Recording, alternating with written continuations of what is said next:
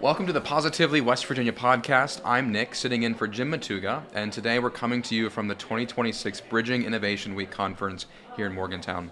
This event brings together founders, leaders, and organizations from across the state who are all playing a role in shaping West Virginia's entrepreneurial ecosystem. Throughout the day, we're sitting down with a series of voices from that ecosystem to talk about what they're building, how things are evolving, and where they see real opportunity ahead. Right now, we're joined by our next guest, our very own West Virginia Secretary of State, Kris Warner. Thank you for joining us, Kris. Nick, thank you for the opportunity to be here. Positively West Virginia. Positively West Virginia. Positively West Virginia is powered by BreezeLine high-speed fiber internet and sponsored by Highmark West Virginia, Freedom Kia of Morgantown, Humble Influence, and the West Virginia Lottery. With the help of these sponsors, we're able to share the positive business stories of West Virginians, including the one from today's episode. So, I mentioned it before the podcast, I'll mention it now, kind of a condensed version of what you've already done. You're a repeat offender, we've had you on before. I'm just going to ask you some direct questions that maybe you could speak into relative to the ecosystem and West Virginia. But before we get there, for folks listening, could you explain your role and how your office interacts with businesses across West Virginia? You know, we have the West Virginia One-Stop Business Center, and so all businesses registering in West Virginia need to do that through the West Virginia Secretary of State's office. In person, you can do that in Martinsburg, downtown Clarksburg, or in Charleston on the Boulevard, not at the Capitol, but at the Boulevard.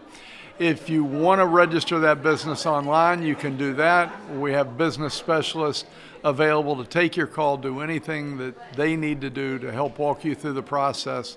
But all new businesses, over 172,000 businesses in West Virginia, not only register with us, but they file annual reports with the West Virginia Secretary of State's office. So that sort of gets into my next question. Where do you see your office plugging into the broader entrepreneurship ecosystem? I know we just passed that bill. Your office was able to pass a bill with respect to the ecosystem. So how does your office and the ecosystem collaborate? Well, let me just tell you, this conference itself, we were one of the founding members of the West Virginia ecosystem, the entrepreneurship ecosystem.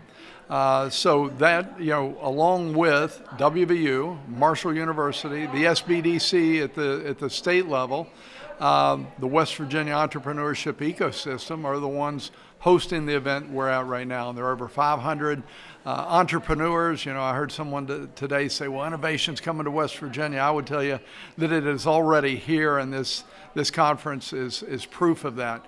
And then you add on top of it, the legislature has entrusted us to the first in the nation Office of Entrepreneurship that will be housed with a statewide elected official. There's 7 others in the country, but they're all buried in bureaucracy. This is the most direct form of government, is to report directly to the elected leader, and that's the Secretary of State. I love that you say innovation has been in West Virginia. The one key theme of all the interviews I've had today is this idea that West Virginians are successful. The people kind of make the state what it is. It's the reason why entrepreneurs are attracted to West Virginia. So kind of framing it around those terms, where have you seen real progress in making West Virginia more business friendly? You already mentioned innovation, we have the ecosystem, but just anything that you could say about making West Virginia more business friendly? We're not only more business friendly, and by the way, the tour yesterday of the Innovation Center here, amazing, mind-blowing. Yeah. But to make it easy on business, we just heard someone that spoke at the conference say they've never been in a state where they could pick up the phone and call the Secretary of Commerce, call the Secretary of State, have a conversation. And that's a way of being able to answer questions, make connections for people. We pride ourselves on being able to connect anyone in West Virginia with anybody else in West Virginia that they need to know. So hopefully that's going to make things easier for entrepreneurs when you can provide that introduction and make sure that the person you're connecting them with is the specific person they need to see to solve their problems. And it's about solving problems to be able to open up the door and allow more jobs to be grown right here in West Virginia. That's a great segue. So how does your office think about keeping people here once they plug into the ecosystem? I know the ecosystem is, broadly speaking, about entrepreneurialism. Your work, your office's work, does more than that. So how do we keep people here? I know the answer is always jobs, right? But maybe you could speak a bit more with detail how we're doing that and how you envision doing that in the future. Well, with the Office of Entrepreneurship, we think, as you mentioned, in keeping people here, again, if we can solve problems for them, get government out of the way, allow their business to grow, I think they're going to want to stay here. So instead of, trapping someone, I'm thinking of how we attract people, how we help those entrepreneurs have an early win, have early success, and be self-sustaining. We see businesses fail in between 1 and 3 years. The first thing we're going to do before we open up the Office of Entrepreneurship is go on a listening tour of businesses that have been in business less than 5 years and saying, how can we help you save your time? How can we help you save your resources? And what can state government do to help you or get out of the way? In your role for the state of West Virginia, I imagine you also have to have one eye toward what's happening nationally. What are other states doing? What are we doing as a country? So from a national lens, what is West Virginia getting right when it comes to entrepreneurialism? And then maybe where do we still need to catch up? I think it's what you're seeing here today at the Bridging Innovation Week and the Entrepreneurship Day of that part of Bridging West Virginia. You're seeing an awful lot of private enterprise. There might be one other, office holder at the state level, a couple of legislators, but it's a private enterprise. These people know each other. They're getting the opportunity this week to get to know each other. So if we're looking out and saying to the rest of the country, and the number of calls that have come in from people wanting to move to West Virginia because of whatever reason in their home state, I think what I hear them saying is they really like the sense of community in West Virginia, and that's something that we all have. Whether it's knowing someone that needs to be introduced to somebody else or being able to help make a connection, we're small enough that we can do that, and it's what many states. They can't claim that. When I was at the Economic Development Authority, we would put everybody in the room that needed to be in the room, a representative from the governor's office, the Speaker of the House, the Senate President, the Department of Commerce, the Department of Economic Development, different than the EDA. And you put everybody in the room, and someone would come in, and we'd say, what is it that you need? And you had everybody in the room. If we needed to change legislation was getting changed. If there needed to be a tax incentive, and there wasn't one there already, the legislative leadership was there to hear it out. I don't think you can do that in California or Washington State the way we can do it in West Virginia. Are there ways that we could be doing better? Are there things that you're already working on with the ecosystem? Anything like that?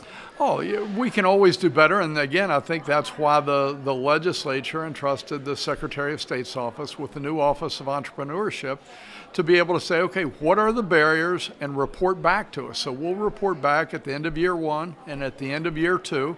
Our goal is at that point to be able to take private donations and not have to depend on the legislature to come up with the funding for the office.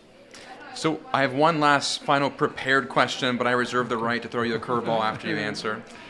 Just fast forward a few years, thinking about West Virginia, it's kind of a roundabout way of asking that other question of what's the first next step that someone can take? Differently asked, if things go right with this ecosystem, what will it look like? Right? If everyone gets what they want, if all their investments go the right way, what does this ecosystem look like for the state of West Virginia in the future?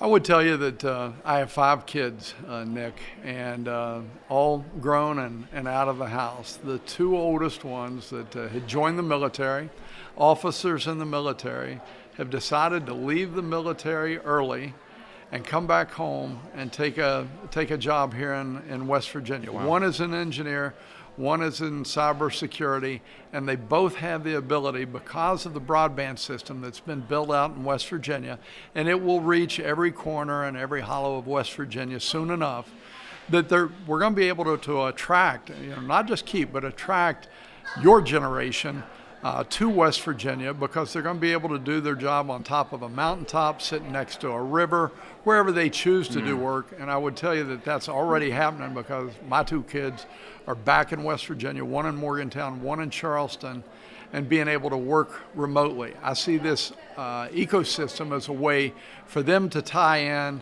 and be able to make connections with other people that are in business that their businesses will do business with. It's very encouraging, and the energy here is very high, and it's something that hopefully next year when it's in Charleston, more people will be able to take part and double the numbers, but they've been doubling their numbers at this conference for each of the last couple of years. Well, your time is very valuable. We're very thankful to you for making the time to spend with us. Is there anything else you'd like to share just with our audience, your audience, anything about your mission, so on and so forth? You know, what used to be able to take about 2.5 weeks to start a business in West Virginia can now be done in 2.5 hours maximum. Amazing. I tracked one guy that came in the office here about a month and a half ago. He was starting a DJ business. He was in and out in 29 minutes, and he had his business certificate. And, you know, for those businesses that are like that DJ saying, what now? That's where the Office of Entrepreneurship is going to step in and be able to help them. What is it that you need to be able to expand your business? Do you need data analytics? Do you need to know where to locate? Do you need to know where to advertise? Who are you advertising to? Whatever it is that DJ means. It doesn't, you know, he doesn't have additional employees right now, but doesn't say that he won't in the near future. Yeah, thank you very much. We'd like to thank our partners, Humble Influence, Freedom Kia of Morgantown, Highmark, West Virginia, the West Virginia Lottery, Interaction Media, and our studio sponsor BreezeLine for helping to share these positive stories. If you'd like to become a sponsor of the Positively West Virginia podcast, visit positivelywv.com/sponsor.